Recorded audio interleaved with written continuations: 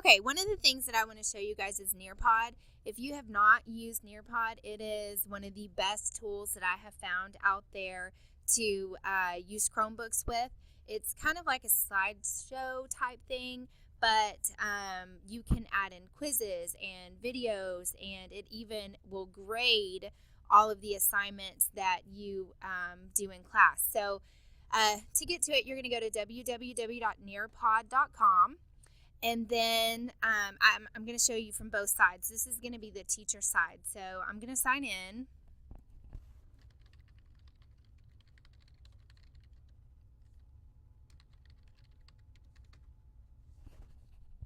And you're going to come up to this screen right here.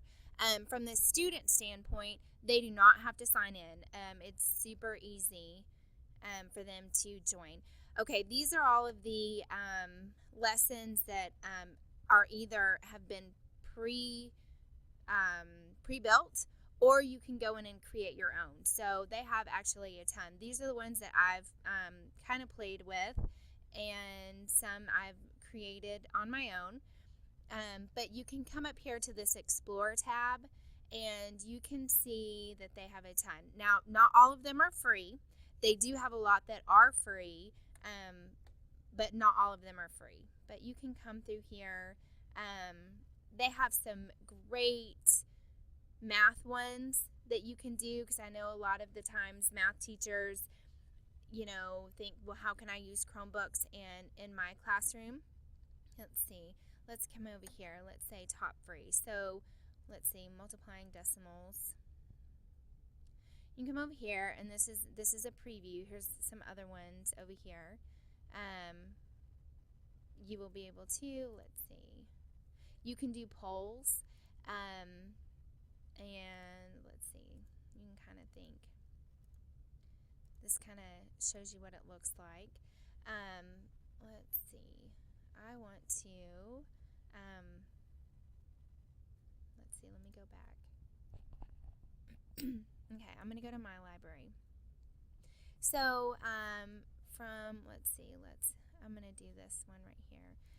So what happens is you create your PowerPoint or your presentation, and let's see, it works very similar to Google Classroom in the thing that it gives out a code for the class to join. So from a student standpoint, let me switch over to a student. When they get to Nearpod.com, they would just click join session. They do not have to create an account. So there is a code. Let's see what that is.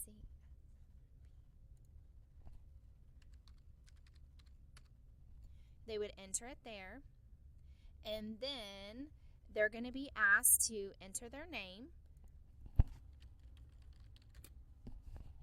Click send, and then the presentation is going to come up. Now, they cannot control how the next movement of the slide going to the next page. I can sit here, and I know you can't see, but I can click the arrow. They're stuck right here on this screen. But if I go back to the teacher screen, as soon as I click next, if you had a classroom all set up, I'm going to switch back over here. I don't know. Let's see. It should go to the next one, although I'm trying to do this on the same computer, so I'm not sure if this will work. Oh, there it goes. Okay. So it automatically will switch their screen to the next slide. So coming back over here, I'll show you.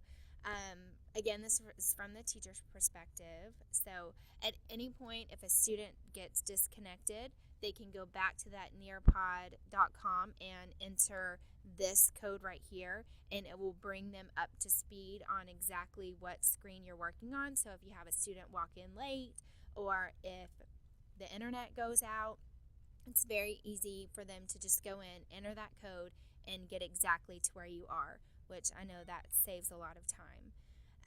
These are some of the pre-quizzes that, oh no, here's a video. So on this one, I tell the kids, don't play this. I'm going to play it for you up here, because I don't want 30 videos going at the same time. But it's just an example of how you could do that. Okay, so here are the questions. I could use Nearpod in my classroom. So right here you see the students. So all the students that had signed up would show up right here. I'm going to switch back to the student one. And this is what the student sees. I could use Nearpod in my classroom. So I would say yes or show me more. And then they would send it. And it would say thank you. And again, their screen would freeze right here. They can't move on. But on the teacher screen, I can see exactly who the students are participating. I can see what the answers are showing. And then, this is one of my favorite features, is that I can share these results with the entire class.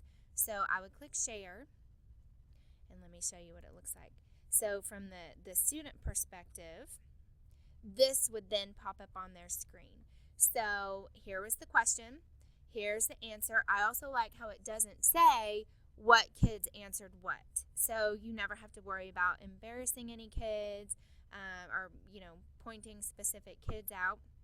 Maybe if you were doing like a more sensitive topic. So you can have a discussion. Well, I see that, a certain percentage of you didn't understand this. Let's go back and revisit this. So as you're teaching your lesson, it's giving you opportunities to check for understanding within that lesson. Just give a real quick, here's your question and let's evaluate this. So I love that feature about Nearpod. Okay, so coming back to, just a tip. This is on my screen, and so if I'm projecting this to the class, what I do is I press the freeze button on my remote control so that they're not seeing what's on my screen. So I freeze it, everybody can answer, and this part right here is not being shared with the entire class. So that's just what I do. Okay, so again, here we go. You can see now from, again, the student perspective, if you can see me switching back and forth. Again, every time I switch it, it will come over here. This is a drawing tool. I think at one point I had added, you can match up the vocabulary to parts of the cell. There's a lot of different features that they have. That could have been a free trial thing that I was using. Okay, so that's pretty much the gist of Nearpod. It is super easy to use. I'm going to show you one of the other great things. Did I do that wrong? I clicked the wrong thing. What you can use. So up here, these are all the ones, like I said, that I've done. And I can go to home, and let's see. I can click on reports. And I'm going to show you, we did this, and I was helping one of the history teachers work on, let's see, Dark Hours of the Revolution. I think this is the one that we've done. So on this particular presentation, it keeps a record of every single time. Every time you send out a new class code, it creates a new class. So I can see these are the classes that, I've taught this presentation with. So I could come over here and click on this class, and I can see right here that my overall student participation, was 99%, 87, 13 wrong answers, no answers. And then I can come down here, and in that poll, it doesn't grade that or open-ended questions, but I can see right here on my quiz, it tells me exactly that this student made this grade. So if you were looking for an easy way to do, quizzes,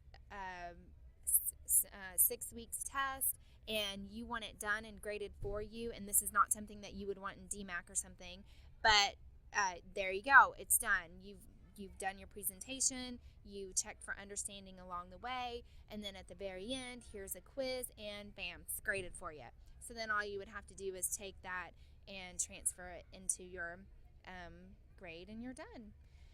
Pretty much that's it.